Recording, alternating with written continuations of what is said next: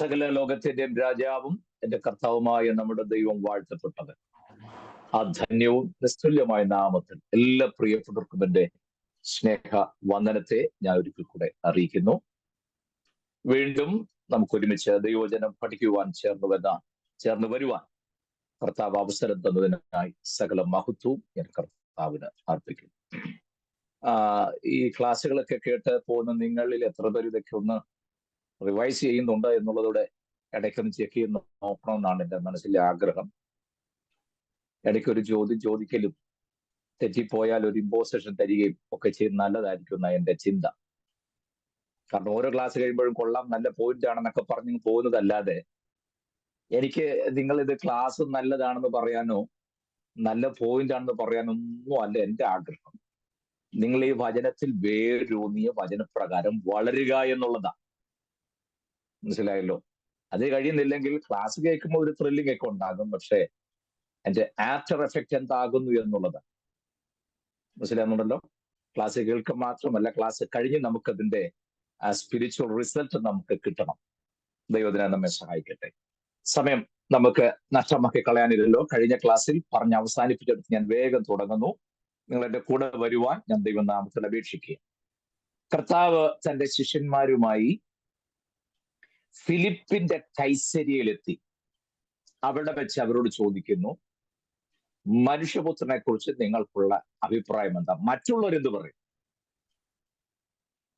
ഉടനെ പല അഭിപ്രായങ്ങൾ പലരും പറഞ്ഞു. ഒടുവിൽ പത്രോസാണ് മറുപടി നൽകുന്നത്, നീ ജീവനുള്ള ദൈവത്തിന്റെ പുത്രനായ ക്രിസ്തു. അത് തന്നെ ദീർഘമായ മണിക്കൂറുകൾ നമുക്ക് പഠന വിഷയമാക്കാനുള്ള ഒരു ഭാഗമാണ്. പക്ഷെ ഞാനിപ്പോൾ അതിനൊന്നും മുതിരുന്നില്ല. ശ്രദ്ധിക്കേണ്ട കാര്യം ഇത്രയേ ഉള്ളൂ. എന്തുകൊണ്ടാണ് അവിടെ വെച്ച് കർത്താവ് ചോദ്യം ചോദിച്ചത്? അതാണ് നമ്മുടെ ചിന്താ വിഷയം പഠനം. ഞാൻ ഓർപ്പിച്ചു, ഈ ഫിലിപ്പിന്റെ കൈസരിയ എന്ന പേര് വരാൻ കാരണം എന്താ? അതിന്റെ രണ്ട് കാര്യങ്ങൾ ഞാൻ പറഞ്ഞു. ഒന്ന്, കൈസരിയ രണ്ടെണ്ണം ഉണ്ട്. ഞാൻ നിങ്ങളെ കൊണ്ട് വേദോസം തുറന്ന് ലാസ്റ്റ് മാപ്പ് എടുപ്പിച്ച് രണ്ട് കൈസരി ഞാൻ നിങ്ങളെ കാണിച്ചു തന്നെ. നിങ്ങൾ ഓർക്കുന്നുണ്ടല്ലോ. ഇനിയിപ്പോ അതിന് പോയ സമയം പോകും, ഞാൻ ചെയ്യുന്നില്ല, നിങ്ങൾ തന്നെ ചെയ്താൽ മതി. ഒരു കൈസരിയ മധ്യധരണിയാഴി കടലിന്റെ തീരത്ത് യോപ്പയ്ക്ക് തൊട്ടു മേൽഭാഗത്തായി കാണുന്ന കൈസരിയ. മറ്റൊന്ന് ഹെർമോൻ പർവ്വതത്തിന്റെ തൊട്ടു താഴെ ഫിലിപ്പിന്റെ കൈസരിയ എന്ന് നമ്മൾ കണ്ടു. അപ്പൊ കൈസരിയ രണ്ടുണ്ട് എന്നുള്ള കാര്യം മറക്കരുത്. അതിൽ ഫിലിപ്പിന്റെ കൈസരിയ എന്ന പേര് വരാൻ കാരണം ഹേരോദാവിന്റെ മകനായ ഫിലിപ്പ് പണിത പട്ടണമായതുകൊണ്ട് ആ പേര്. അതുകൊണ്ട് മാത്രമല്ല, ഇപ്പൊ ഫിലിപ്പിന്റെ പട്ടണം എന്ന് പറഞ്ഞാൽ പോരെ, ഫിലിപ്പിന്റെ കൈസരി എന്ന് പറയേണ്ട കാര്യം എന്താ? അവരെ ഭരിച്ചുകൊണ്ടിരുന്ന സീസറിനെ ഒന്ന്, നമ്മുടെ നാടൻ ഭാഷയിൽ പറഞ്ഞാൽ, ഒന്ന് സുഖിപ്പിക്കാൻ. ഈ വേദോസം നിങ്ങൾ സൂക്ഷ്മ പഠനം നടത്തിയാൽ ഇതിന്റെ പരിഭാഷയിൽ പോലും പലരെയും സുഖിപ്പിച്ച രംഗങ്ങൾ നമ്മൾ കാണുന്നു. അതിന് ഉദാഹരണമാണല്ലോ യാക്കോബിന്റെ ലേഖനത്തിന് ജെയിംസ് എന്ന് എന്തിനാ പേര് കൊടുത്തത്? ഇംഗ്ലീഷിൽ നിങ്ങൾ ശ്രദ്ധിച്ചിട്ടുണ്ടോ അത്? അല്ലെ, ജേക്കബ് എന്നല്ല പറയേണ്ടത് യാക്കോബിന്റെ ഇംഗ്ലീഷ്. പക്ഷെ ജെയിംസ് എന്ന പുതിയ നിയമത്തിൽ വന്നപ്പോൾ യാക്കോബ് ലേഖനത്തിന്റെ ഇംഗ്ലീഷിലെ പേരല്ലേ. അതെന്താ അങ്ങനെ പറയാൻ കാര്യം എന്നറിയാമോ? കണ്ടോ, ജെയിംസ് രാജാവിനെ ഒന്ന് പ്രീതിപ്പെടുത്താൻ വേണ്ടി ചെയ്ത. ഇപ്പൊ ഒരുപാട് മാനുഷികമായ കൈകടത്തൽ പുസ്തകത്തിനകത്ത് വന്നിട്ടുള്ള നിങ്ങൾ മറക്കരുതേ. ഇതിന്റെ പേരിൽ ഒരു വിവാദം ഉണ്ടാക്കോ പ്രശ്നം ഉണ്ടാക്കോ ഒന്നും ചെയ്യരുത്. ഷാജി പാസ്റ്റർ പറഞ്ഞു ജെയിംസ് രാജാവിനെ സന്തോഷിപ്പിക്കാൻ വേണ്ടിയാണ് ജെയിംസിന്റെ എത്രനൊക്കെ പറഞ്ഞു, നാളെ കൊടി പിടിച്ചിട്ടൊന്നും ആരും വരരുത്. എനിക്ക് ബോധ്യമായ കാര്യം കൊണ്ട് പറഞ്ഞത് മാത്രമേ ഉള്ളൂ. നിങ്ങൾക്ക് വിശ്വസിക്കുകയോ അംഗീകരിക്കുകയോ തള്ളിക്കളയോ ചെയ്യാം. That is up to you. Let's come back. ഞാൻ പറഞ്ഞത് ഈ ഫിലിപ്പിന്റെ കൈസരി എന്ന പേര് വരാൻ കാരണം അതാണ്. രണ്ട്, എന്തുകൊണ്ടാണ് അവിടെ വെച്ച് ഈ ചോദ്യം ചോദിച്ചത്?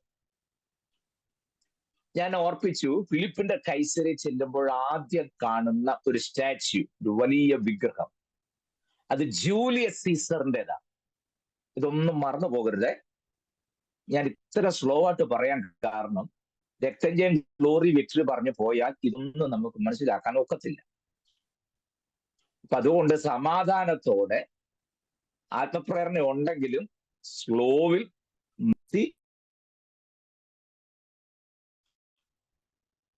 നമുക്ക് ആത്മപ്രേരണ ഉണ്ടെങ്കിൽ പിന്നെ ബെല്ലും ബ്രേക്കും ഇല്ലാതെ പോവുക എന്നുള്ളത് ഈ ആത്മപ്രേരണയുടെ നമ്മുടെ ഒരു രീതി നമുക്കിടയിലുള്ളത്.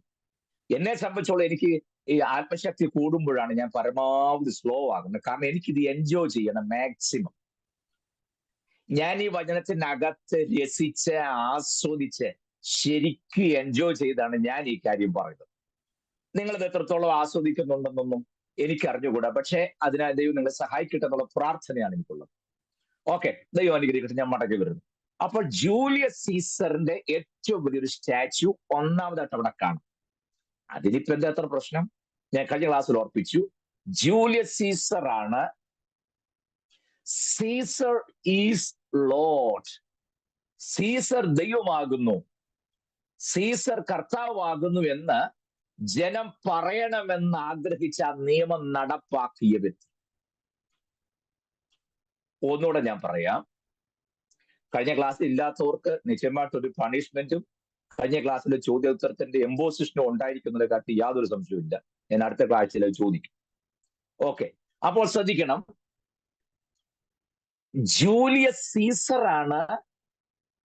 Caesar is lord. കൈസർ ദൈവമാകുന്നു, കൈസർ കർത്താവാകുന്നു എന്ന് ആദ്യമായി പ്രഖ്യാപിച്ച നിയമം നടപ്പിലാക്കിയ വ്യക്തി. കൈസർ വരുമ്പോൾ അല്ലെങ്കിൽ സീസർ വരുമ്പോൾ എഴുന്നേറ്റ് നിന്ന് വണങ്ങി സീസർ ഈസ് ലോർഡ് എന്നുറക്കെ പറയണം. സീസർ ഞങ്ങളുടെ കർത്താവാകുന്നു, സീസർ ഞങ്ങളുടെ ദൈവമാകുന്നെന്ന് ഉറക്കെ പറയണം. ആ ഓർഡർ ഇട്ടത് നടപ്പിൽ വരുത്തിയ വ്യക്തിയാണ് ആര്? Julius Caesar. മറക്കരുത്.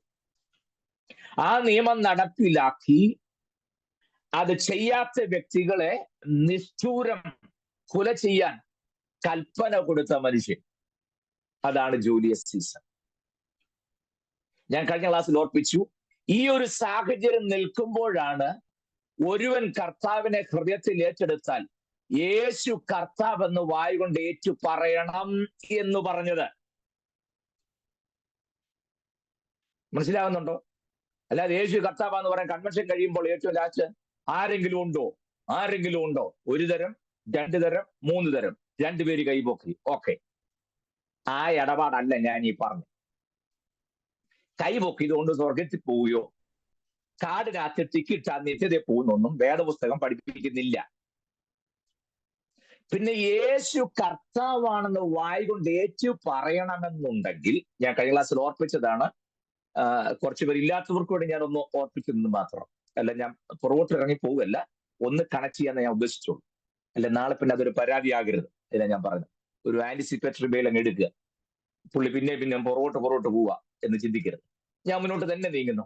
അപ്പോൾ യേശു കർത്താവാണ് എന്ന് ഏറ്റു പറയുക എന്ന് പറഞ്ഞാൽ അക്ഷരികമായി പറഞ്ഞാൽ തല പോകുന്ന ഇടപാടാണ്. അല്ല, നമ്മൾ ഹോളിൽ എഴുന്നേറ്റ് ചെന്ന് സ്നാനപ്പെടാൻ തയ്യാറാണെങ്കിൽ യേശു കർത്താവാണെന്ന് എഴുന്നേറ്റ് പറയണം.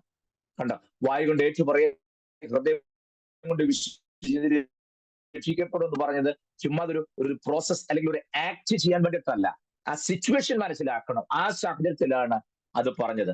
ഇപ്പൊ ന്യായമായിട്ടൊരു ചിന്ത, ഇപ്പൊ അതില്ലാത്തതുകൊണ്ട് അങ്ങനെയാണെങ്കിൽ പറയണ്ടല്ലോ എന്നുള്ള മറുചോദ്യമായിട്ട് വരരുത്. ഞാൻ പറഞ്ഞ ആശയത്തിലേ അത് ഉൾക്കൊള്ളാം. Okay, let me go ahead. ഞാൻ മുന്നോട്ട് നീങ്ങുന്നു. രണ്ടാമതായി അവിടെ മറ്റൊരു സ്റ്റാച്യു ഉണ്ട്, ഇതിനെ വെല്ലുന്ന മറ്റൊരു പ്രതിമ.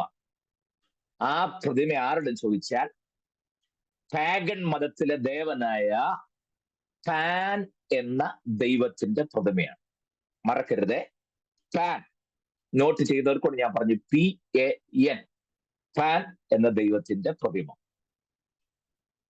ഗ്രീക്കുകാരുടെ വിശ്വാസം അനുസരിച്ച് ഒരു കേവല ദൈവം മാത്രമല്ല, വനത്തിന്റെയും മൃഗങ്ങളുടെയും, സാധാ മൃഗമല്ല, ഘോര മൃഗങ്ങളുടെയും വനത്തിന്റെ ദൈവമായിട്ട്, വനദേവതയൊക്കെ നമ്മുടെ നാടൻ ഭാഷ പറയില്ലേ, ഒരു വനദൈവമായിട്ടും ഘോര മൃഗങ്ങളുടെ ഒക്കെ ദൈവമായിട്ടുമാണ് പാനിനെ കാണുന്നത്.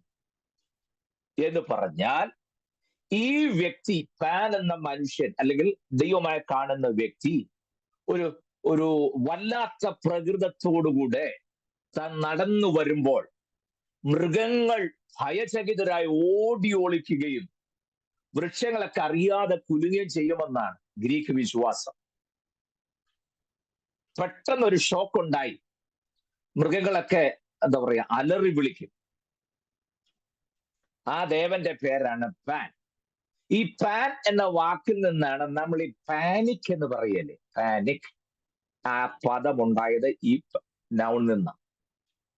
മറക്കരുത്, പാനിക്. ആള് പാനിക് ആയെന്നൊക്കെ പറയല്ലേ നമ്മൾ. എന്താ പറയാ, സമചിത്തത കൈവടിയുന്ന സന്ദർഭത്തിലാണല്ലോ ഡോണ്ട് ബി പാനിക് എന്നൊക്കെ നമ്മള് സ്റ്റൈലിലൊക്കെ ഇംഗ്ലീഷിലൊക്കെ പറയുമല്ലോ, അല്ലേ? ആ പാനിക് എന്ന പദം ഉണ്ടായത് ഈ കോണ്ടെക്സ്റ്റിൽ നിന്നും ഈ നൗണിൽ നിന്നുമാണ്. മറക്കരുത്, ഇംഗ്ലീഷിലെ പല വാക്കുകളും ഗ്രീക്ക് വാക്കിൽ നിന്നും ഉണ്ടായിട്ടുണ്ടല്ലോ. നമ്മുടെ മലയാളത്തിൽ പോലും ഒരുപാട് വാക്കുകൾ ഇംഗ്ലീഷിലേക്ക് വന്നിട്ടുണ്ട്. അതൊക്കെ പോട്ടെ, നമ്മുടെ പഠനം ഇംഗ്ലീഷ് അല്ലാത്തതുകൊണ്ട് ഞാൻ അങ്ങോട്ട് പോകുന്നില്ല. പക്ഷെ ഈ പാനിനെ ഓർക്കുമ്പോൾ പാനിക് എന്ന പദം ഒന്ന് കണക്ട് ചെയ്യുമ്പോൾ നിങ്ങളുടെ മെമ്മറിയിൽ പെട്ടെന്ന് വരാൻ ഞാനൊരു എന്താ പറയാ ഒരു ക്ലൂ ആയിട്ട് തന്നു എന്ന് മാത്രമേ. അപ്പോൾ ഈ ദൈവം അല്ലെങ്കിൽ വനത്തിന്റെ ദൈവം, മൃഗത്തിന്റെ ഘോര മൃഗങ്ങളുടെ ദൈവമായി കണക്കാക്കുന്ന ഈ പാനിന്റെ ഒരു ഭീമാകാരമായ ബിംബം, സ്റ്റാച്യു ഈ ഫിലിപ്പിന്റെ കൈസരിയിലുണ്ട്. അപ്പൊ ഒരു ഭാഗത്ത് സീസറിന്റെ ബിംബം നിൽക്കുന്നു, തൊട്ടപ്പുറത്ത് പാനിന്റെ ബിംബവും നിൽക്കുന്നു. ഇത് രണ്ടിന്റെ നടുക്ക് നിന്നുകൊണ്ട് കർത്താവ് ചോദിക്കുക, നിങ്ങൾക്ക് എന്നെ കുറിച്ച് എന്താണ് പറയാനുള്ളത്? ഇപ്പൊ ആ ചോദ്യത്തിന്റെ പ്രസക്തി നിങ്ങൾക്ക് മനസ്സിലായോ? സീസർ ഇസ് ലോർഡ് എന്ന് പറഞ്ഞ് ഒരുത്തനാണ്ട് അപ്പുറത്ത് നിൽക്കുന്നു. മൃഗങ്ങൾ പോലും പാനിക്കായി ഓടി ഒളിക്കത്തക്ക വിധത്തിൽ പ്രാകൃത രൂപിയായി അടക്കി ഭരിച്ച പാഗൻ മതത്തിലെ ദേവനായ പാനിന്റെ വിഗ്രഹം തൊട്ടപ്പുറത്ത് നിൽക്കും. ഇതിനെക്കുറിച്ച് അറിവുള്ള ശിഷ്യന്മാരുടെ കർത്താവ് ചോദിക്കുക, what do you think about me? നിങ്ങൾക്ക് എന്നെ കുറിച്ച് എന്ത് തോന്നുന്നു? ഞാൻ ഈ സീസറിന്റെ ഗണത്തിൽപ്പെടുമോ പാനിന്റെ ഗണത്തിൽപ്പെടുമോ? ശിഷ്യന്മാരായാലും രണ്ടു കൂട്ടത്തിലും പറഞ്ഞില്ല. പല അഭിപ്രായങ്ങൾ പറഞ്ഞു. ഏലിയാവാന്ന് പറയുന്നു, അല്ലെങ്കിൽ പ്രവാചകനാണെന്ന് ഒക്കെ പറയുന്നു. പക്ഷേ വെളിപ്പാട് പ്രാപിച്ച പത്രോസ് പറഞ്ഞു, നീ ജീവനുള്ള ദൈവത്തിന്റെ പുത്രനായ ക്രിസ്തു. സ്തോത്രം. അതുകൊണ്ടാണ് അപ്പോസ്തല പ്രവർത്തികൾ മുഴുവൻ പഠിക്കുമ്പോൾ പ്രസംഗത്തിന്റെ എല്ലാം ലക്ഷ്യം യേശുവിനെ ക്രിസ്തു എന്ന് തെളിയിക്കുക എന്നുള്ളതാണ്. ഓക്കെ, അത് വേറെ ടോപ്പിക്കാണ്, ഞാൻ അങ്ങോട്ട് പോകുന്നില്ല. ഈ രണ്ട് സ്റ്റാച്യൂസ് ഇങ്ങനെ നിൽക്കുമ്പോൾ അതിന്റെ നടുവിൽ വെച്ച് ഈ ചോദ്യം ഉന്നയിക്കും. തൊട്ടപ്പുറത്തേക്ക് നോക്കുമ്പോൾ ഒരു കേവ് കാണാം, ഒരു കേവ്. ആ കേവിന്റെ എൻഡ് എവിടാന്ന് ആർക്കും അറിഞ്ഞുകൂടാ. അത് എവിടെ ചെന്ന് അവസാനിക്കുന്ന, ആ ഗുഹയുടെ അടിത്തട്ട് അവസാനം എവിടാന്നൊരു പിടിയില്ല. അതിന്റെ എൻഡിങ് അറിയാത്തത് കൊണ്ടാണ് ആ എൻട്രൻസിന്, ആ കേവിന്, ആ ഗുഹയ്ക്ക് ഗേറ്റ്സ് ഓഫ് ഹെൽ എന്ന് പറയാൻ കാരണം. കേട്ടോ, പാതാള ഗോപുരം എന്ന പേര് വരാൻ കാരണം ഈ ഗുഹ ഇങ്ങോട്ട് പോയിട്ട് ഇത് എവിടെ ചെന്ന് എങ്ങനെ അവസാനിക്കുന്ന ആർക്കൊരു പിടിയില്ല. അതുകൊണ്ടാണ് ആ ഗുഹയ്ക്ക് പാതാള ഗോപുരം എന്നൊക്കെ വിളിക്കാൻ കാരണം. ഇംഗ്ലീഷിൽ ഗേറ്റ്സ് ഓഫ് ഹെൽ എന്ന് പറയാൻ കാരണം. ഇപ്പം സിറ്റുവേഷനൊക്കെ മനസ്സിലായല്ലോ. ജൂലിയസ് സീസറിന്റെ സ്റ്റാച്യു, അപ്പുറത്ത് മാറി പാൻ ദേവന്റെ സ്റ്റാച്യു. നോക്കുമ്പോൾ കാണാം അവസാനം എൻഡിങ് എവിടെയെന്നറിയാൻ പാടില്ലാതെ നിൽക്കുന്ന ഒരു കേവ്, ഒരു ഗുഹ. എൻഡിങ് എവിടെയെന്നൊരു പിടിയില്ല. അവിടെ നിന്നുകൊണ്ട് കർത്താവ് ചോദിക്കുന്നു, ജനങ്ങൾക്ക് മനുഷ്യപുത്രനെ കുറിച്ചുള്ള അഭിപ്രായം എന്താ? എനിക്ക് ഭയങ്കര ഇഷ്ടമുള്ള കാര്യം ഞാൻ പറയാം. കർത്താവ് ഒരിക്കൽ പോലും ദൈവപുത്രൻ സ്വയം പറഞ്ഞിട്ടില്ല. എപ്പോഴും മനുഷ്യപുത്രൻ. നിങ്ങൾ ശ്രദ്ധിച്ചിട്ടുണ്ടോ? ദൈവപുത്രൻ എന്ന് പറയാൻ ഒരിക്കലും തനിക്ക് താല്പര്യമില്ല, മനുഷ്യപുത്രൻ എന്ന് പറയാനാണ് താല്പര്യം. നിങ്ങൾ ലൂക്കോസ് 4-ാമത്തെ പിന്നെ വായിച്ചു നോക്കിയാൽ മതി. കർത്താവിനെ 40 ദിവസവും പിശാചി പരീക്ഷിച്ചു. 40 ദിവസവും. 3 പരീക്ഷയെ കുറിച്ച് പറയുന്നുള്ളതേ ഉള്ളൂ.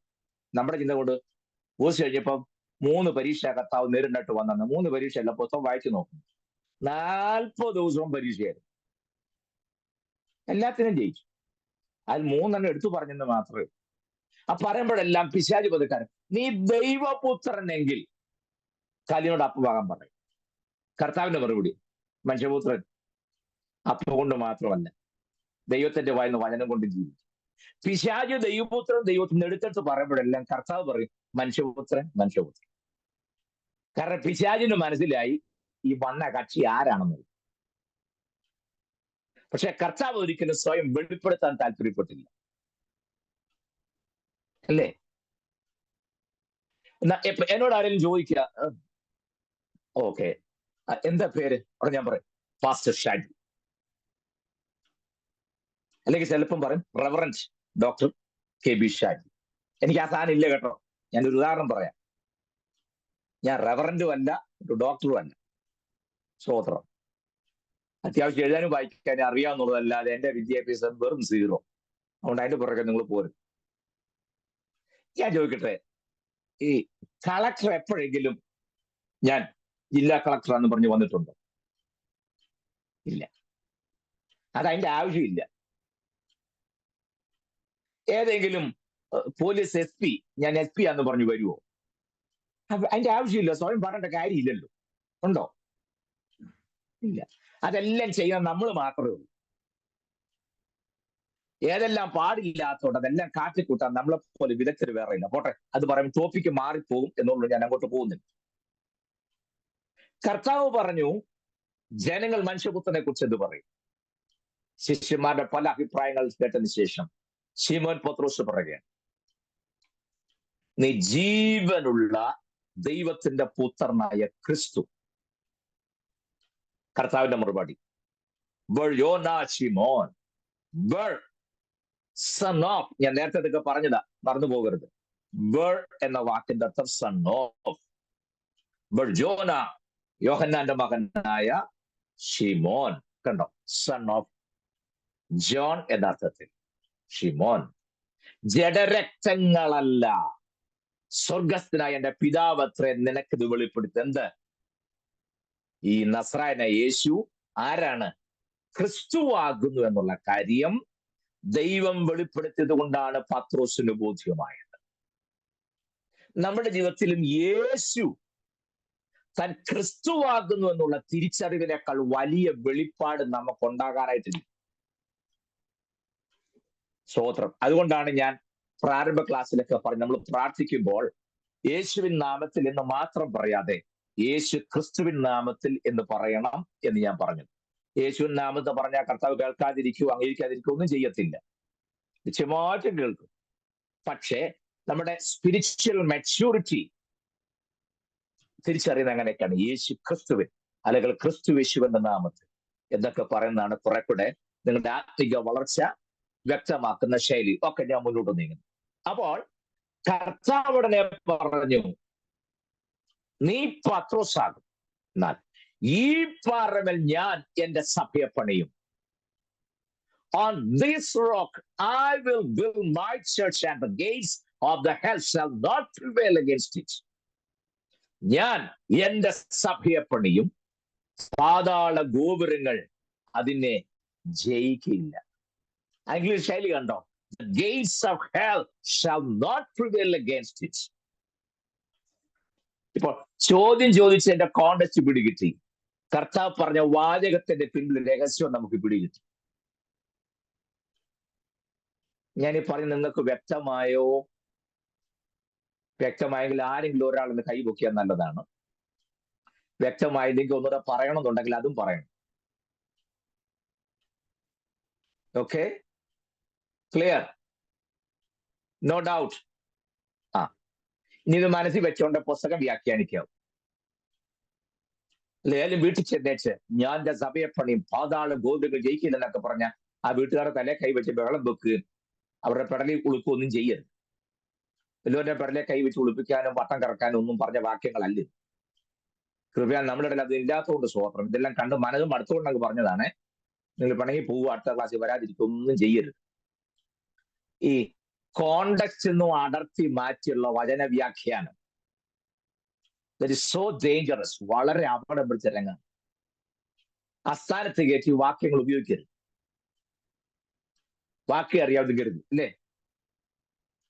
കൊച്ചൻ രാവിലെ 8 മണിയായിട്ട് എഴുന്നേറ്റില്ല. അമ്മ എന്ന് പറഞ്ഞാ എഴുന്നേക്കണ.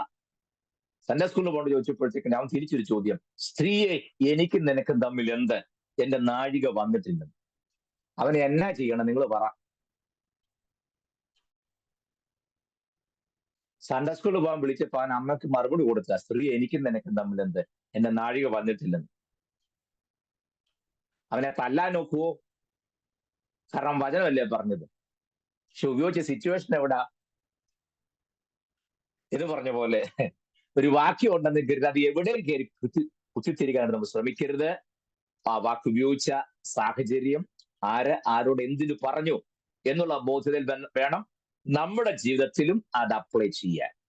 ഇത് മാത്രം പറഞ്ഞ് ഞാൻ ആ ഭാഗം വിടുന്നു. കർത്താവ് പറഞ്ഞു, ഞാൻ എന്റെ സഭയെ പണിയും, പാതാള ഗോപുരങ്ങൾ അതിനെ ജയിക്കില്ല. അപ്പോൾ ഒരു കാര്യം മനസ്സിലാക്കണം, സഭ നമ്മുടെ ആരുടെയും അല്ല. ഇനി നിങ്ങൾ വഴക്കുണ്ടാക്കിയില്ലെങ്കിൽ ഞാൻ ഒരു കാര്യം പറയും, എബണ്ടന്റ് ലൈഫ് ഫെലോഷിപ്പ് ചർച്ച് ഒരു സഭയല്ല. ഇന്ത്യ പെന്തക്കോസ്ത് ദൈവസഭ എന്ന പേരിൽ അറിയപ്പെടുന്നതും സഭയല്ല. ഹുക്ക് സാഹിബ് നേരിട്ട് വന്ന് സ്ഥാപിച്ചതും സഭയല്ല. തോമച്ചായൻ തിരുവല്ല ഹെഡ്ക്വാർട്ടേഴ്സ് ആക്കി സ്ഥാപിച്ചതും സഭയല്ല. ഇതെല്ലാം സംഘടനകളാണ്. ഗവൺമെന്റ് രജിസ്ട്രേഷൻ ഉള്ള സംഘടനകൾ. നിങ്ങൾ മനസ്സിലാക്കണം, സഭയ്ക്ക് ഹെഡ്ക്വാർട്ടേഴ്സ് ഇല്ല, സഭയ്ക്ക് സൂപ്രണ്ട് ഇല്ല, സഭയ്ക്ക് ഓവർസിയർ ഇല്ല, സഭയ്ക്ക് ജനറൽ സെക്രട്ടറി ഇല്ല, സഭയ്ക്ക് സെൻട്രൽ പാസ്റ്റർമാരും ഇല്ല. സ്വോത്രം. അപ്പം ബെല്ലും ബ്രേക്കും ഇല്ലാത്തതാണോ സഭയെ നിങ്ങളോട് ചോദിക്കരുത്. ഞാൻ പറയുന്ന ആശയത്തിലെ ഉൾക്കൊള്ളാം. സഭയുടെ ഹെഡ്ക്വാർട്ടേഴ്സ് എവിടെന്ന് ചോദിച്ചാൽ സഭയുടെ ഹെഡ് ആണ് എവിടാണോ ഇരിക്കുന്നത് അതാണ് ഹെഡ്ക്വാർട്ടേഴ്സ്. സഭയുടെ ഹെഡ് ആരാ? നിങ്ങൾ ആദ്യമായിട്ട് കേൾക്കുക ഇതൊക്കെ? നിങ്ങളുടെ നോട്ടം കണ്ടിട്ട് എനിക്കൊരു സംശയം. സ്വോത്രം. ചർച്ചിന്റെ ഹെഡ് എവിടാണോ അതാ ഹെഡ്ക്വാർട്ടേഴ്സ്. ബാക്കി ഈ പ്രസ്ഥാനങ്ങളുടെയൊക്കെ അഡ്മിനിസ്ട്രേറ്റീവ് ഓഫീസസ് മാത്രമാണ് ഈ സ്ഥാപനങ്ങൾ. സ്തോത്രം. ഭൂമിയിലുള്ളതെല്ലാം പ്രസ്ഥാനങ്ങളാണ്. സഭ എന്ന് പറഞ്ഞാൽ സകല ഗോത്രത്തിൽ നിന്നും ഭാഷയിൽ നിന്നും ജാതിയിൽ നിന്നും വംശങ്ങളിൽ നിന്നും കുഞ്ഞാടിന്റെ രക്തത്താൽ വിലയ്ക്ക് വാങ്ങിയവരെ ഒന്നാക്കി ചേർത്ത്, ചെറിയവനെന്നോ വലിയവനെന്നോ വ്യത്യാസമില്ലാതെ ക്രിസ്തുവിൽ ഒന്നാക്കി ചേർത്ത് പണിയുന്ന ജീവ സ്ഥാപനത്തിന്റെ പേരാണ് ദൈവസഭ. അത് ജീവനുള്ള കല്ലുകൾ കൊണ്ട് പണിയപ്പെടുന്നു. സ്തോത്രം. കർത്താവ് പറഞ്ഞു, അത് ഞാൻ ചെയ്യും, കാരണം ഞാൻ എന്റെ സഭയെ പണിയും. സഭ ആരുടെയാ? കർത്താവിൻ്റെത്. ഇവിടെ ആരുടെയും പേരിലുള്ളതല്ല സഭ. മനസ്സിലാകുന്നുണ്ടോ? അതൊക്കെ പ്രസ്ഥാനങ്ങളാണ്. എന്നിട്ട് നിങ്ങൾ നാളെ മുതൽ ഷാജിപ്പാസ് പറഞ്ഞു കയറി എവണ്ടന്റ് ലൈഫ് ഫെലോഷിപ്പ് ചർച്ചിനെ വേറെ പേരൊന്നും വിളിക്കരുത് കേട്ടോ. സഭയായിട്ട് തന്നെ കാണണം. ഞാൻ പറഞ്ഞ അതിന്റെ സ്പിരിച്വൽ മീനിങ് മാത്രമാണ് ആ നിലയിൽ എന്നെ കാണാവൂ. സ്തോത്രം. ഇതൊക്കെ ഡിനോമിനേഷൻസ് മാത്രമാണ്. ഈ ഡിനോമിനേഷൻ ബാരിയേഴ്സ് ഒക്കെ എടുത്തു മാറ്റിയിട്ട് എന്ന് നമ്മളെല്ലാം ഒരൊറ്റ ലിങ്കിലേക്ക് വരുന്നോ? നടക്കുമെന്ന് എനിക്കറിയത്തില്ല, എന്നാലും എൻ്റെ ഒരു ആഗ്രഹം കൊണ്ട് ഞാൻ പറഞ്ഞത്. മനസ്സിലാകുന്നുണ്ടോ? അങ്ങനെയൊക്കെ ആയിരുന്നെങ്കിൽ നന്നായിരുന്നതിന് എനിക്കെന്ന് തോന്നുന്നു. ദൈവം നിങ്ങളെ അനുഗ്രഹിക്കട്ടെ. മനസ്സിലായല്ലോ? ഞാൻ എപ്പോഴും പറയാറുണ്ട്, ഈ നമ്മുടെ സഭകളിൽ ഇപ്പം ഇതൊന്നും നടക്കുന്നില്ല, എന്നാലും ഈ വ്യക്തികേന്ദ്രിതമായി പോവും പല സഭകളും അല്ലേ? പാലക്കാട് ഒരു ചർച്ച്, എറണാകുളത്തൊരു ചർച്ച്, കോട്ടയത്തൊരു ചർച്ച്, കൊട്ടാരത്തൊരു ചർച്ച്, ട്രിവാൻഡ്രത്തൊരു ചർച്ച്. അവിടെ ആ ചർച്ച് ഒരു മെയിൻ പാസ്റ്റർ ഉണ്ട്. അവരില്ലെങ്കിൽ ആ സഭ തീർന്നു. അന്ന് ആ പാസ്റ്റർ അല്ലെങ്കിൽ വിശ്വാസികളും ഇല്ല. വേറെ പാസ്റ്റർമാരൊന്നും വന്ന് നടക്കത്തില്ല, മെയിൻ ആള് തന്നെ പറഞ്ഞു. ശരിയല്ലേ ഞാൻ പറഞ്ഞത്? ആ പുള്ളിയില്ലേ, ഓ ഇതെന്ന് പോയിട്ട് കാര്യമില്ല, പോത്തുമില്ല. അതിന്റെ അന്ന് വരുന്ന കർത്താവ് വേറെ ഏതുകൊണ്ട് കർത്താവാണ്. അപ്പൊ ആരെ ഫോക്കസ് ചെയ്യുന്ന, ആരെ കാണാനായി പോകുന്നത്? ഇനി ഞാൻ വേറെ കാര്യം ചോദിക്കട്ടെ, കോട്ടയത്തെ പാസ്റ്റർ പ്രാർത്ഥിച്ച് സൗഖ്യം ഒരാളെ എറണാകുളത്തെ ചർച്ച കയറ്റി സാക്ഷ്യം പറയിപ്പിക്കുവോ?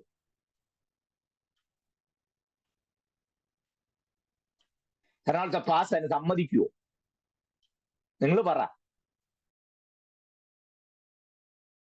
ഒരാൾക്ക് സൗഖ്യം വന്നെങ്കിൽ അദ്ദേഹത്തിന്റെ സ്റ്റേജിൽ, അദ്ദേഹത്തിന്റെ സഭയിൽ മാത്രമേ പറ്റത്തുള്ളൂ.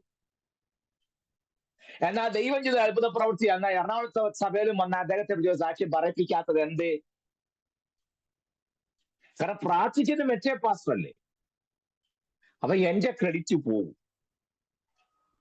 അപ്പൊ എന്റെ സഭയിൽ ഞാൻ പ്രാർത്ഥിച്ച സൗഖ്യയാള് എന്റെ സഭയിൽ സാക്ഷ്യം പറയും. ഈ കണ്ട ഇടപാടെല്ലാം കൊണ്ട് ഇവിടെ കിടന്നുകൊണ്ട് വട്ടം കറങ്ങുകയല്ല. ഇതൊന്നും അങ്ങോട്ട് പോകാൻ വേണ്ടി ചെയ്ത പണിയല്ല. കർത്താവ് എത്രയോ വീര്യപ്രവൃത്തികൾ ചെയ്തു. എന്നിട്ടെല്ലാം പറഞ്ഞ കാര്യം, ദയവ് ആരോടും മിണ്ടരുത്, നീ സമാധാനത്തോടെ വീട്ടിൽ പോകും. ഒരു കാരണവശാലും അല്ലേ അവിടെ കുരുടൻ വഴിയരി ഇരുന്നുകൊണ്ട് ദാവീദ് പുത്രാ എന്നോട് കരുണയുണ്ടാണെന്ന് ഉറക്കം നില വിളിച്ചല്ലേ. യെരിഹോ പട്ടണം വിട്ടു പോകാൻ തുടങ്ങുക. ഇവൻ അവിടുന്ന് ഒരൊറ്റ വിളി വിളിച്ചു, ദാവീദ് പുത്രാ എന്നോട് കരുണയുണ്ടാകണമേ. കുറെ ശിഷ്യന്മാര് വിലക്ക് മിണ്ടാതിരിക്കണമെന്ന് പറഞ്ഞ യേശുവാ പോകുന്നു. അത് കേട്ട ഇവൻ അധികം ഉറക്കം നിലവിളിച്ചെന്ന്. അപ്പോൾ അവൻ നിന്നു, കർത്താവ് നിന്നു. ഈ കൂടെ നിൽക്കുന്ന അപ്പോസ്തലന്മാരാണല്ലോ ഈ ദൈവപ്രവൃത്തിക്ക് എല്ലാം തടസ്സം, ഇടവും വലവും നടക്കുന്നവർ. കർത്താവിനെ പോലും നിൽക്കാൻ സമ്മതിക്കാത്ത കക്ഷികളായി അടുത്തും വലത്തുള്ളൂ. സ്വോത്രം. പക്ഷെ കർത്താവ് നിലവിളി കേട്ട് നിന്നു. ഈ ഒരു കാര്യം ഞാൻ പറയാം, കർത്താവ് നിൽക്കാൻ ഒരു കാര്യമുണ്ട്. ഇവൻ വിളിച്ച വിളി കറക്റ്റ് വിളിയായിരുന്നതാ. നസറാനായ യേശു എന്നോട് കരുണ ഉണ്ടാകണമെന്നല്ല അവൻ വിളിച്ചേ, ദാവീദ് പുത്ര എന്നോട് കരുണ ഉണ്ടാകണമേ. അതെന്താ അങ്ങനെ വിളിക്കാൻ കാര്യം? യേശുവെന്ന് മാത്രം പറഞ്ഞാൽ പോരായിരുന്നോ? അല്ല, യേശുവേ ദാവീദ് പുത്ര എന്നോട് എനിക്ക് സൗഖ്യം വേണമെന്നല്ല, എന്നോട് കരുണ ഉണ്ടാകണമെന്ന് അവൻ പറഞ്ഞല്ലേ. യെസ്, അതെന്താ അങ്ങനെ വിളിക്കാൻ കാര്യം നീ ചോദിച്ചു. ഏതായാലും കൊള്ളാം, അതിന്റെ കാര്യം ഞാൻ പറയാം. അതിനുമ്പ് ഇതൊന്ന് പറഞ്ഞോട്ടെ. കർത്താവ് അടുത്ത് ഞാൻ നിനക്ക് എന്ത് ചെയ്തു തരണം? എനിക്ക് കാഴ്ച പ്രാപിക്കാം, സൗഖ്യമാകാന്ന് പറഞ്ഞു. ഉടനെ അവന്റെ കണ്ണങ്ങ് തുറന്നു. എന്തോ ഒരു സന്തോഷമായിരുന്നല്ലേ. നമ്മളാണെങ്കിൽ കണ്ണ് തുറക്കുന്നതിന് മുമ്പുള്ള വീഡിയോ ആദ്യം എടുക്കും. നോക്കിയാട്ടെ, രണ്ട് കണ്ണും അടഞ്ഞാണോ ഇരിക്കുന്നത്? അതെ. ഇതുവരെ തുറന്നിട്ടില്ലല്ലോ? ഇല്ല. ഇദ്ദേഹത്തെ അറിയാവുന്ന ആരെങ്കിലും ഉണ്ടോ? കൂടെ വന്നിട്ടുണ്ടോ? ഉണ്ട്. ഓക്കെ. ഇദ്ദേഹത്തിന് എത്ര നാളായി കണ്ണ് കാണാൻ വയ്യഞ്ഞിട്ട്? അത് ഞങ്ങൾക്കറിയാം, ഞങ്ങൾ കാണുന്ന കാലം മുതൽ ഈ അച്ഛൻ്റെ കണ്ണ് ഇങ്ങനെ തന്നെയായിരുന്നു. ഓ, അത് ശരി. ഒന്നും കാണാൻ വയ്യ? ഇല്ല. ഇന്ന് കർത്താവ് സൗഖ്യമാക്കുമെന്ന് വിശ്വസിക്കുന്നുണ്ടോ? വിശ്വസിക്കുന്നുണ്ട്. ഓക്കെ. എന്നാൽ എല്ലാവരും സ്തോത്രം ചെയ്താട്ടെ, യേശുവേ എന്ന് ഉറക്കെന്ന് വിളിച്ചാട്ടെ. അവരുടെ എല്ലാവരും കൂടെ അങ്ങ് കിഴക്കോട്ട് പോകാൻ വിളിക്കുമ്പോൾ എല്ലാവരും വിളിക്കും. വിളിച്ചതിന് ശേഷം യേശുവിന്റെ നാമത്തെ റൈറ്റ് നോ, ഇപ്പോൾ തന്നെ പ്രാപിക്കട്ടെ, വ്യാപരിക്കട്ടെ, in the name of Jesus. ഓ, അവരുടെ അടുത്ത ഫോട്ടോ, അടുത്ത വീഡിയോ. കണ്ണ് തുറന്നതിന് ശേഷം നോക്കുന്ന എങ്ങനെയാണ്? കൃഷ്ണമണി എങ്ങോട്ട് പോകുന്നത്? കിഴക്കോട്ടാണ്, പടിഞ്ഞാറോട്ടാണ്? എന്തെല്ലാം കണ്ണൊന്നുകൂടെ തുറന്ന് പിടിച്ചാട്ടെ. അയൽവക്കംകാരനെ വിളിച്ച് ചോദിച്ചു, ഈ കണ്ണ് തന്നെ ആയിരുന്നോ? ഇതിപ്പോ തുറന്നോ? ഇപ്പൊ കാണാൻ പറ്റുന്നുണ്ടോ? എന്നാ കരകളടിച്ചൊരു മഹത്വം കൊടുത്താട്ടെ. കർത്താവ് ഫോട്ടോയും എടുത്തില്ല, വീഡിയോയും എടുത്തില്ല, അതൊന്നും എടുത്ത് ഫേസ്ബുക്കിലും കൊടുത്തില്ല. സൗഖ്യമായോ? സമാധാനത്തോടെ വീട്ടിൽ പോക്കോളാൻ പറഞ്ഞു. കാവലിലെങ്ങും ചെന്ന് ഇത് പറഞ്ഞേക്കരുതെന്നാണ്. സ്വോത്രം. ആ കർത്താവിനെ പിൻപറ്റി നമുക്ക് ഒരു യോഗം നടത്തിയാലും 10 പേര് അറിഞ്ഞില്ല എന്നുണ്ടെങ്കിൽ എന്തോ ഒരു വിഷമാണെന്നറിയാമോ? ഇപ്പൊ ഈ എന്നെ ആരെങ്കിലും വന്ന് തല്ലിക്കൊല്ലുമെന്ന് പേടിയുണ്ട്. എന്നാലും ഞാൻ പറയാം, ഇപ്പോഴത്തെ ഒരു പുതിയ ട്രെൻഡാണ്, ഒരു പുതിയ പ്രൊഫഷനാണ് ഈ പരസ്യയോഗം. ഇപ്പൊ എല്ലാവരും പരസ്യയോഗത്തിന്റെ ആൾക്കാർ. ഇപ്പൊ പ്രസംഗിക്കാൻ വരുന്ന കണ്ടാൽ ഇത് പാർട്ടിയുടെ മീറ്റിംഗ് ആണോ സുവിശേഷമാണോ ഒരു ആകപ്പാടെ കൺഫ്യൂഷൻ. കാരണം വെള്ളമുണ്ട്, വെള്ള ഷർട്ട്, കൈയെല്ലാം ഇവിടെ ഒരു മടക്കി വെച്ച്, കാരണം ആരെങ്കിലും വന്നാൽ രണ്ടെണ്ണം കൊടുക്കാനും റെഡി ആയിട്ടപ്പോ നിൽക്കുന്നത്. സുവിശേഷം പറയാൻ വരുന്ന ഇപ്പൊ അങ്ങനെ ഗുണമുണ്ടല്ലോ. സുവിശേഷ പ്രസംഗരെ കണ്ടാൽ പഞ്ചായത്ത് മെമ്പറാണോ, സ്ഥലത്തെ MLA ആണോ, അത് ലോക്കൽ കമ്മിറ്റി സെക്രട്ടറി ആണോ എന്ന് അറിയത്തില്ല. ആ രീതിയിൽ ഇപ്പൊ സുവിശേഷം പ്രസംഗിക്കാൻ വരുന്നത്. മുമ്പൊക്കെ ദേവദാസന്മാരെ കണ്ട അറിയാറുണ്ട്, അങ്ങനെ ഗുണമുണ്ടായിരുന്നു. സ്വോത്രം. ഇപ്പൊ ആ സ്റ്റൈലെല്ലാം മാറി. നല്ല പടപടാന്നിരിക്കുന്ന വെള്ളമുണ്ട്. വെള്ളമുണ്ടൊന്നും കുഴപ്പമൊന്നുമില്ല. ആ വെള്ള ഷർട്ട് ഫുൾ കൈ ഇടുള്ളൂ. എന്നാ അരക്കൈ ഷർട്ട് ഇടുകയല്ല. ഫുൾ കൈ ഷർട്ട് ഇട്ടിട്ട് അത് മുഴുവൻ മടക്കി കൈയുടെ മുട്ടിന് മേളിൽ വരെ മടക്കി വെച്ചിട്ട് അവൻ ഇങ്ങനെ കൈ പൊക്കുമ്പോൾ മസിലൊക്കെ തെളിഞ്ഞു കാണണം ആ രൂപത്തിൽ. സ്വോത്രം. ഞാൻ ഏതായാലും നിങ്ങൾ എന്റെ ക്ലാസ്സിൽ കാണുമല്ലോ അല്ലേ, കുറച്ച് ദിവസം കൂടെ. ഞാൻ തുടക്കത്തിലെ പറഞ്ഞു, സകല വകുപ്പും അറിയണമെന്നുണ്ടെങ്കിൽ ലേവ്യ പുസ്തകം എന്നൊരു പുസ്തകം പഠിക്കണം. പുരോഹിതൻ ധരിക്കുന്ന ഇന്നർ വെയറിനെ കുറിച്ച് വരെ പുസ്തകം പറഞ്ഞേക്ക്. അറിയാമോ? അതെങ്ങനെ പുസ്തകം വായിച്ചല്ലേ അറിയത്തുള്ളൂ. പുരോഹിതൻ ധരിക്കേണ്ട ഇന്നർ വെയറിനെ കുറിച്ച് വരെ പറഞ്ഞിരിക്കുക. എന്തിന്? അവൻ മരിക്കാതിരിക്കേണ്ടതിന് എന്ന് എടുത്തു പറഞ്ഞിരിക്കുന്നു. ഞാനൊരു കാര്യം പറഞ്ഞു പറയാം, അതൊക്കെ ന്യായപ്രമാണമാണ്, ഇതിൽ മാറിപ്പോയില്ലെന്ന്. എടാ, നിനക്ക് എന്തോ വകുപ്പ് അറിയാം? നിവൃത്തിയായി എന്ന് പറഞ്ഞ ന്യായപ്രമാണത്തിന്റെ ഏത് പോർഷനാ? അത് എവിടം വരിക? എന്തൊക്കെയാന്ന് പുസ്തകം നോക്കി പഠിക്കണ്ടേ? ആ വെളിവില്ലാതെ ആ പഴയ നിയമം നമുക്കുള്ളതല്ല, നമുക്കെല്ലാം പുതിയ നിയമം മതി എന്നൊക്കെ പറഞ്ഞ് ചാടാൻ കാര്യം. കർത്താവ് നിവൃത്തിയായെന്ന് പറഞ്ഞത് ഏത്, എവിടം വരെ, എന്തൊക്കെ? സ്വോത്രം. നമുക്ക് വേണ്ടാത്ത, നമ്മൾ അംഗീകരിക്കേണ്ടാത്ത ഒരു കാര്യം കർത്താവ് നമുക്ക് തരുമെന്ന് നിങ്ങൾക്ക് തോന്നുന്നുണ്ടോ? നമുക്ക് വേണ്ടാത്ത കാര്യമാണെങ്കിൽ എന്തിനാ ഇത്രമാത്രം എഴുത്തുകാരെ ഇരുത്തി പരിശുദ്ധാത്മാവ് കൃത്യമായി വള്ളിവുള്ളി തെറ്റിയാതെ നമുക്ക് എഴുതി തന്നത് എന്തിനാ? അതിനകത്ത് നമുക്കുള്ള ഗുണപാഠം എന്താ? ഇതൊക്കെ അറിയണ്ടേ? സ്വോത്രം. ഞാൻ മടങ്ങി വരാം, അല്ലെ വിഷയം വിട്ടു പോകുമല്ലോ. അപ്പോൾ ഈ വക ഗിമ്മിക്സ് ഒന്നും കർത്താവ് കാണിച്ചില്ല. കാരണം ഞാൻ പറഞ്ഞത്, ഞാൻ എന്റെ സഭയെ പണിയും എന്നാ പറഞ്ഞത്. ഞാനൊന്ന് ഓങ്ങി വെച്ച് എന്റെ മറുപടി പറയാൻ വന്ന് കൺഫ്യൂഷൻ ഉണ്ടാകുമല്ലോ. ഇവ വിളിച്ച വിളി, ദാവീദ് പുത്ര എന്നോട് കരുണ ഉണ്ടാകണമേ എന്ന് പറഞ്ഞു. അവന്റെ വിളി വളരെ കറക്റ്റ് ആണെന്ന് ഞാൻ പറഞ്ഞത്. അതെന്താ അവൻ ദാവീദ് പുത്ര എന്ന് വിളിക്കാൻ കാര്യം? എല്ലാവരുടെ കൈ വേദപുസ്തകം ഉണ്ടോ? ഉണ്ട്. ശമൂവേലിന്റെ 2-ാം പുസ്തകം എടുക്കാമോ? 5-ാം അധ്യായം 4 മുതലുള്ള വാക്യം. ശമൂവേലിന്റെ 2-ാം പുസ്തകം. 2 ശമൂവേലല്ല, ഒറ്റ ശമൂവേലുള്ള കൊണ്ടാണ്. ആ ശമൂവേൽ എഴുതിയ 2-ാമത്തെ പുസ്തകമാണ്. 2 ശമൂവേൽ എന്ന് പറയരുത്, 2 ശമൂവേൽ ഇല്ല, ഒറ്റ ശമൂവേലേ ഉള്ളൂ. ശമൂവേൽ എഴുതിയ ശമൂവേലിന്റെ 2-ാമത്തെ പുസ്തകം. തുടങ്ങിയപ്പോൾ അവന് 30 വയസ്സായിരുന്നു. അവൻ 40 സംവത്സരം വാണു. അവൻ ഹെബ്രോനിൽ യഹൂദയ്ക്ക് 7 സംവത്സരവും 6 മാസവും, യെരൂശലേമിൽ എല്ലാ ഇസ്രായേലിനും യഹൂദയ്ക്ക് 33 സംവത്സരവും രാജാവായി വാണു. രാജാവും അവന്റെ ആളുകളും യെരൂശലേമിലേക്ക് ആ ദേശത്തെ നിവാസികളായ യെബൂസ്യരുടെ നേരെ പുറപ്പെട്ടു. ദാവീദിന് അവിടെ കടപ്പാൻ